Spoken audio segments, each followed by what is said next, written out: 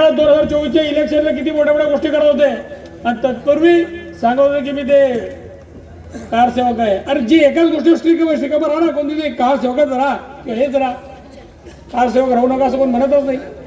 पण काहीतरी बोलताना व्यवस्थित बोला, नुसतं आणू नका. ते अफसर खान नेहमी एक शेअर बनतो, मी आता एवढ्या लोकांनी शेअर बनतो, रईस शेअर नाही शेअर बोला, मैं भी एक शेअर बनूंगा अभी. ये वो लोग हैं जो मेरे खुलूस की गहराई से नहीं मिलते, मेरी खुलूस की गहराई से नहीं मिलते.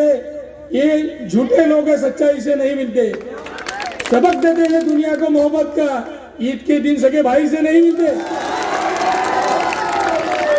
ये ऐसे लोग हैं कि अपने को आज तक अलग तरीके से चलाते आए और वो तरीका अभी तुम्हारे मेरे समझ में आ गया, इसलिए मजीद सेठ भी हमारे साथ आ गए. उन्होंने देखा कि बहुत दिन रहे हम तुम्हारे साथ, चलो अभी छोड़ो तुम्हारा धन का, अभी हमको कुछ नया करने दो. हमारी जी आने वाली पीढ़ी है, उन्होंने भी हमको बोलना चाहिए कि या विकास करते वक्त तुम विकास के साथ चले.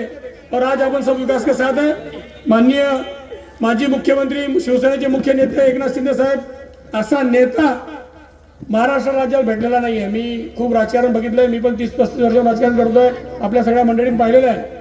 24 तास जागी राहून राजकारण करणारा, प्रत्येकाला भेटणारा, कोट्यावधी रुपये लोकांना वाटणारा असा कोण नेता असेल तर एकनाथ शिंदे साहेब आहे. माझ्या आयुष्यात मी अनेक मुख्यमंत्री पाहिले, पण एकनाथ शिंदे साहेबांसारखा मुख्यमंत्री पाहिला नाही. वर्षानिवासाने दररोज 1000-3000 लोक जात होते.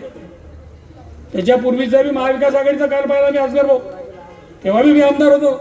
पण तेव्हा माननीय मुख्यमंत्री उद्धव साहेबांच्या कार्यकाळामध्ये आमदारालाही ते वर्षात जाता येत नव्हतं. ही खंत होती.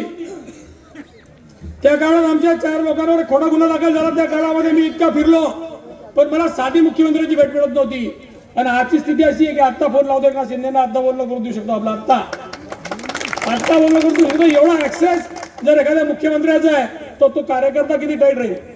शेवटी कोण पण कार्यकर्ता माननीय मुख्यमंत्र्यांना केव्हा फोन करेल, मुख्यमंत्र्यांना फोन करायचा आहे तर काहीतरी काळजीत असेल, काही अडचणीत असेल, काहीतरी अति महत्वाची गरज असेल तेव्हाच फोन करेल. अशा टायमात जर तुमच्या नेत्याने फोन नाही उचलला तर